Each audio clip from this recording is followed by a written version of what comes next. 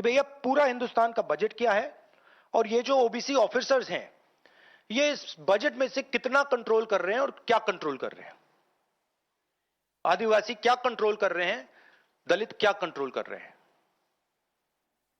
OBC Hindustan के 5% budget को control कर रहा है, ओबीसी ऑफिसर्स।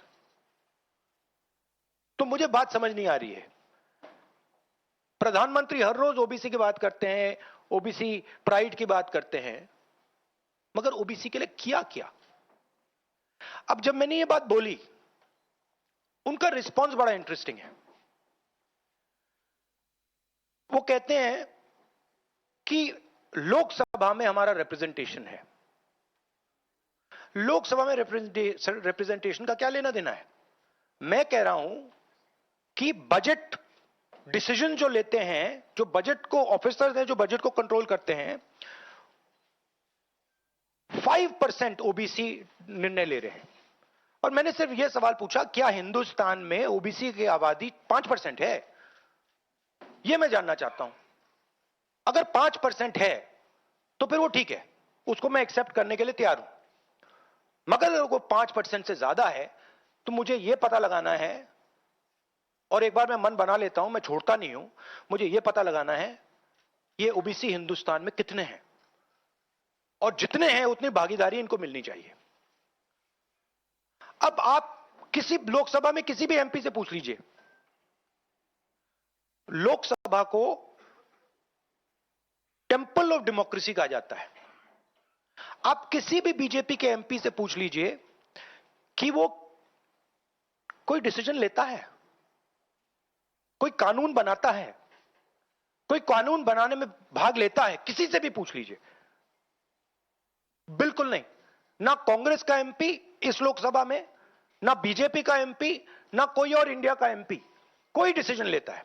मतलब एमपीज को जैसे मंदिर में मूर्ति होती है वैसे मूर्तियां बना रखी हैं, और ओबीसी की वहां पे मूर्तियां भर रखी हैं, मगर पावर बिल्कुल नहीं है, देश को चलाने में कोई भागीदारी नहीं है। यह सवाल मैंने उठाया है कि क्या, और हर ओबीसी युवा को यह समझना है कि क्या आपको इस देश को चलाने में भागीदारी मिलनी चाहिए, हां या ना। अगर मिलनी चाहिए तो क्या आपकी आबादी 5% है, हां या ना, यह सवाल है। और डिस्ट्रैक्शन इस बात से हो रहा है, बीजेपी को ये जो 2 पॉइंट्स हैं, महिला आरक्षण वाले, डिलिमिटेशन और सेंसस, इनको हटा देना चाहिए और एकदम महिलाओं को जो इज्जत मिलनी चाहिए, जो रिस्पेक्ट मिलनी चाहिए, जो भागीदारी होनी चाहिए, उनको एकदम वो कर दें।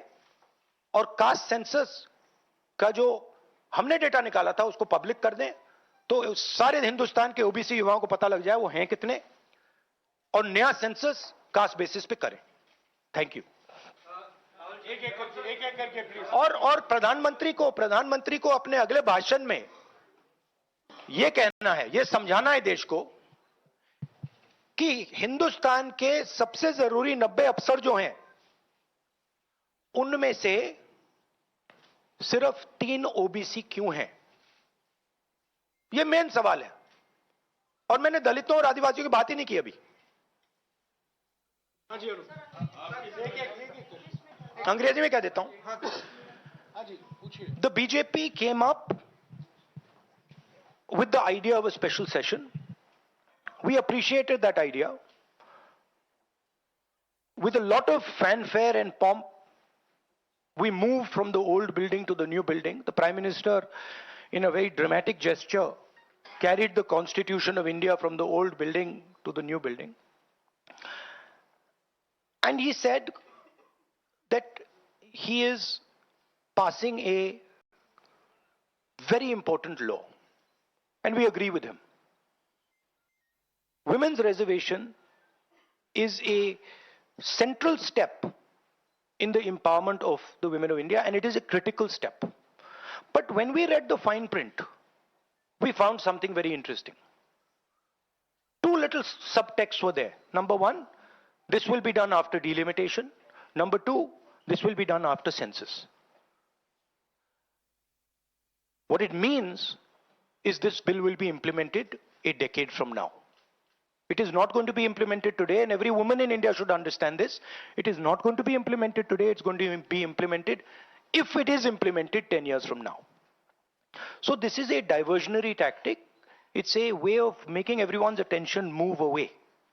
The question is, what are they moving away from? And the answer is the caste census. And I'd like to explain why. In my research for my speech, I looked at how many officers in the government of India, the senior most officers are secretaries. How many secretaries in the government of India come from the OBC community? How many come from the Dalit community? How many come from the tribal community? And I was shocked to find that 5% of the secretaries of the government of India, 3 officers in the government of India secretary level are OBC first. And then I asked another question, what budget do they control? And they control 5% of the budget. OBCs, Dalits, tribals, all put together control 6% of the budget. Tribals control 0.1 something of the budget. So this is a shocking finding. And I said this in Parliament. My point being that are the OBCs 5% of India? Is that the amount of participation we want of the OBC community? So the central question is, how many OBCs are there in India? How many different communities are there in India? If we want to distribute power to the people of India, we have to know this number. Otherwise, we are working without data. And so I placed this on the floor of the House and I said, look, please tell us how many OBCs. We have the data. I know, because the government of India has already done the census and all this data is available. Why is the Prime Minister not releasing this data? And second, what is this delay in this census? The caste census should be done now, and the last caste census data should be released at once. Now, what was the BJP's answer? Very interesting answer. That it doesn't matter how many OBCs are in the government of India. What matters is that we have MPs and MLAs who are OBC. No, that's not the point. Because you can ask any MP or any MLA how much they participate in lawmaking, how much they participate in how the money in India is spent, they will tell you there's no participation. So it is almost as if they keep placing these OBC MPs into the Vidhan Sabha from one side and taking away the real power of the OBCs from the other side. And as the Prime Minister keeps saying, he's an OBC leader, I want him to explain why only 3 OBCs are there in the government of India. And why the OBC community, which is the backbone of this country, is responsible for only 5% of the budget. They have not been able to answer this question. In fact, when I said it, I saw in their face the panic. Because this is the truth. This is what they're trying to distract India from. The fact that the large mass of Indian people do not have any power.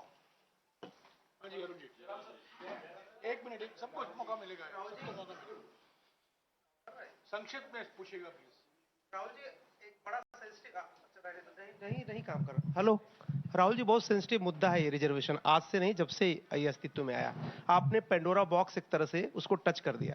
आप कल ये बात कह चुके अपनी speech में कि भाई ये दो, सरकार तो नहीं दे रही, सरकार ने तो पास करा दिया बिल। अब सवाल उठता है आपका, क्या आप आगे चल के सरकार में भी, जैसे सेक्रेटरीज हैं, सरकार में भी और महिला आरक्षण में भी ओबीसीज के लिए अलग से व्यवस्था करने वाले? देखिए, सिंपल बात, स्टेप बाय स्टेप करना है।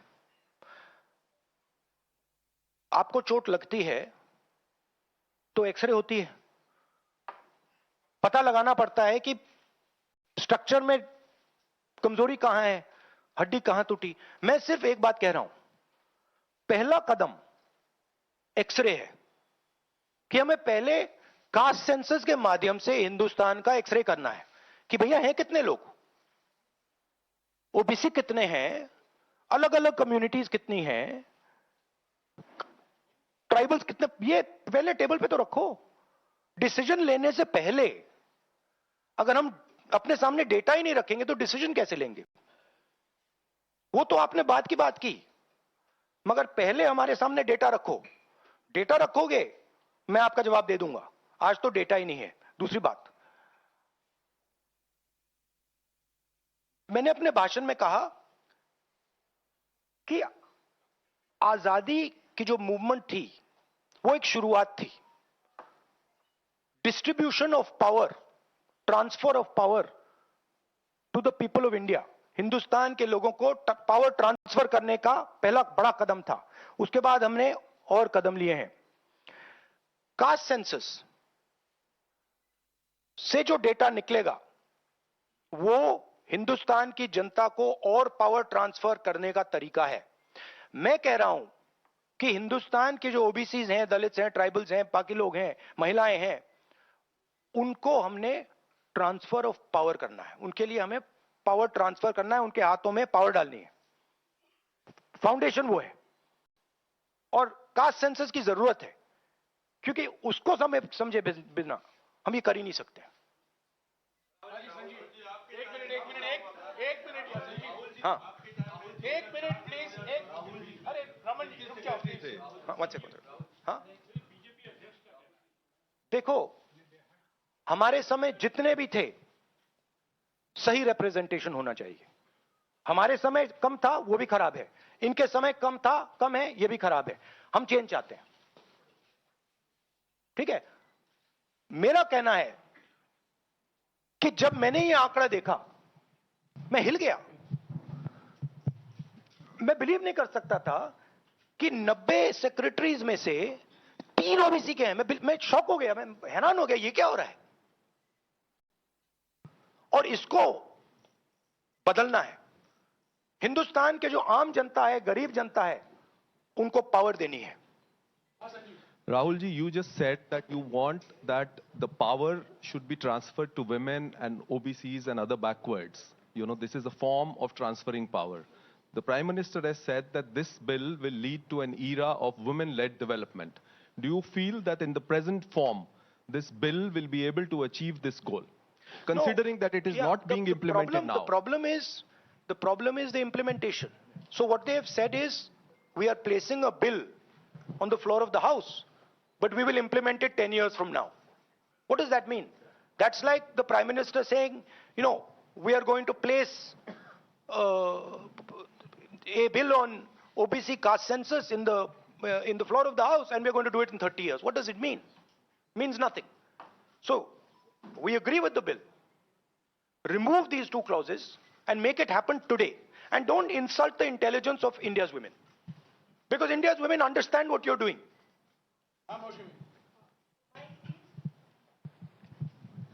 राहुल, क्योंकि स्पेशल सेशन की बात हो रही है, बहुत शॉकिंग एक वीडियो जो वायरल हो रहा है, उसमें रमेश बिदूरी साहब फ्लोर ऑफ द हाउस में एक स्पीच दे रहे हैं, जिसमें वो दानिश अली साहब को ऑन रिकॉर्ड, मतलब माइक पे आतंकवादी कहते हैं, मुल्ला कहते हैं और कई शब्दों का इस्तेमाल करते हैं जिनका हम प्रयोग नहीं कर सकते। तो इस तरह का व्यवहार जब संसद के भीतर हो रहा है, किस तरह से आप इसको देखते हैं? देखिए, वो और पार्लियामेंट का इशू है, उसमें मैं ये स्पीकर की जिम्मेदारी है और ये पार्लियामेंट्री प्रोसेस चलता है, इस पे मैं यहाँ पे कमेंट नहीं कर सकता हूँ। बट मैं कंप्लीट नहीं हुआ, कंप्लीट नहीं हुआ। राहुल जी, आप बहुत महत्वपूर्ण सवाल उठा रहे हैं। एक तो देरी का, दूसरा ओबीसी के कोटे की मांग कर रहे हैं। सवाल यह है कि 2010 में जब यूपीए के समय में बिल आया था, तब अगर यही कोटा जो आज कांग्रेस मांग कर रही है अगर दे दिया होता तो ये कानून शायद 10 साल पहले बन जाता। तो ये जो आपसे सवाल पूछा जा रहा है कि आज आप कोटे की बात कर रहे हैं ओबीसी की, क्योंकि आप विपक्ष में हैं। जब सत्ता पक्ष में आप बिल लेकर आए थे उस समय ओबीसी कोटा क्यों नहीं था, और क्या इसका आपको रिग्रेट है, अफसोस है कि उस समय ओबीसी कोटा नहीं दिया कांग्रेस ने? 100% रिग्रेट है, 100% रिग्रेट है। वो उस टाइम कर देना था और इसको हम करके ही छोड़ेंगे। राहुल जी, एक minute Mr. Gandhi, what has changed since 2010 to now that you have shifted your stance on OBC support? We have not shifted our stance. You're maybe not well informed. We are the party that did the caste census. We carried out an entire census getting caste data. We didn't release it at the time. There was a discussion, internal discussion. We should have released it at the time, and it should be released now. There is no change in our view on this.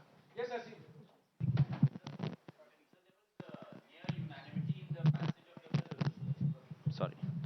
So there was near unanimity in the passage of the bills. Do you think that a wider consultation process should have been followed before bringing the bill in the special session? We are okay with the bill. We have supported the bill. Right? Please understand the technicality. We are in full support of the bill. We don't agree with the two little footnotes that have been put in the bill that basically mean that the bill is going to be implemented 10 years from today.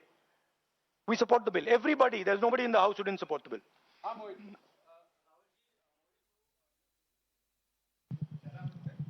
Rahul ji, मेरा सवाल ये है कि जब भी आप कोई issue उठाते हैं तो आप लोग खासतौर पे राहुल जी आपके ऊपर, आपके परिवार के ऊपर और आपकी पुरानी सरकार के ऊपर पर्सनल अटैक किए जाते हैं, आप लोगों के ऊपर अटैक किया जाता है। आपने ओबीसी का मुद्दा उठाया, आप लोगों के ऊपर अटैक किया गया और उसके बाद आप बेबाकी से आपने बोला भी कि मैं रिग्रेट करता हूं कि हमारी सरकार में इसको शामिल कर लिया जाता तो बेहतर होता। आखिर सरकार की क्या मंशा है? 6 महीने के बाद लोकसभा चुनाव है, 5 राज्यों में विधानसभा चुनाव है, सरकार की क्या मंशा है कि ऐसे वक्त में बिल लाया गया, पास करा लिया गया, डिलिमिटेशन और परसिमन की कोई बात नहीं हुई? नहीं, मुझे, जैसे मैंने कहा, मुझे लगता है कि ये एक डिस्ट्रैक्शन टैक्टिक है और 2 मुद्दों से बीजेपी घबराती है, डिस्ट्रैक्ट कराना चाहती है और ये रिलेटेड हैं। एक है अदानी जी, जो देश का पूरा धन अपने हाथों में कॉन्सेंट्रेट कर रहे हैं, और दूसरा कास्ट सेंसस। तो ये रिलेटेड चीजें हैं और इन दोनों बटन को जब मैं दबाता हूं, जैसे यूं दबाता हूं, बीजेपी एकदम जंप करती है। तो क्यों करती है? क्योंकि वो जो ओबीसी कम्युनिटी है, सचमुच में उनको पावर नहीं देना चाहती है और वो पावर अदानी जी के हाथ में कॉन्सेंट्रेट करना चाहती है। राहुल जी, आपसे सवाल ये है, क्योंकि जब आपने लोकसभा में भाषण दिया, आपने 90 में से 3 सेक्रेटरी और ओबीसी के जो ओबीसी कम्युनिटी है उसके हालात के बारे में बात करी। अगर 2024 में इंडिया ब्लॉक जो आपका बना है वो पावर में आता है तो क्या इन चीजों को आप जल्द से जल्द इंप्लीमेंट करेंगे? क्योंकि बीजेपी साफ तौर पर कह रही है कि आपके भाषण के बाद से साफ लग रहा है कि ओबीसी कार्ड इंडिया ब्लॉक या कांग्रेस पार्टी खेल रही है। तो आप अगर पावर में आते हैं तो आप क्या सबसे पहले देखिए, ये वो कार्ड की बात करते हैं, कार्ड के बारे में सोचते हैं। मैं कार्ड के बारे में नहीं सोचता हूं। मैं जो हिंदुस्तान की जनता है उनको एम्पावर करना चाहता हूं और अगर मुझे दिखे कि ओबीसी कम्युनिटी जो है, जो बहुत बड़ी कम्युनिटी है, किसी को नहीं मालूम कितने लोग हैं, बट लोग कहते हैं 50% तक हो सकते हैं। जब मुझे दिखता है कि एक कम्युनिटी है जिसमें हिंदुस्तान की 50% आबादी है और गवर्नमेंट ऑफ इंडिया के सेक्रेटरीज में 3 लोग हैं, 90 में से 3, और वो 5% बजट को कंट्रोल करते हैं, तो मुझे गुस्सा आता है, इरिटेशन होती है। इस देश में हो क्या रहा है? एक तरफ हम अदानी जी को देश के पूरे इंस्टीट्यूशंस पकड़ाने हैं, नरेंद्र मोदी जी, और दूसरी तरफ जो हिंदुस्तान की रीढ़ की हड्डी है, जो हिंदुस्तान को चलाते हैं, उनको हम हिंदुस्तान को चलाने में, सरकार को चलाने में कोई जगह नहीं देते हैं, दबा के निकाल देते हैं। तो इससे मुझे इरिटेशन हो रही है और जैसे ही हमारी सरकार आएगी, हमने वहां पे कर्नाटक में कहा था कि जिस दिन आएगी उस दिन हमारी 5 गारंटीज लागू हो जाएंगी। यहां भी मैं कह रहा हूं, हमारी सरकार आएगी, कास्ट सेंसस होगा और देश को पता लगेगा कि हमारे ओबीसी भाई कितने हैं, दलित भाई कितने हैं, और उनको देश को चलाने में भागीदारी मिलेगी। ये मैं आपको कह रहा हूं। ये छोटी प्रोसेस नहीं होगी, एक दिन में नहीं होगा, मगर नियत समझिए।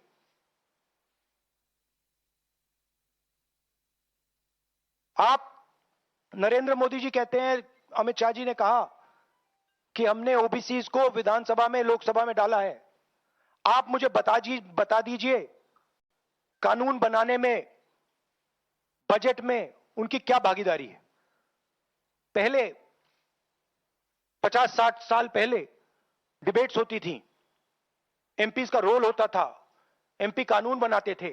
हमारी पार्टी में भी एमपीज को हम रोल देते हैं, उनसे बातचीत करते हैं, नारेगा में इन्वॉल्व करते हैं।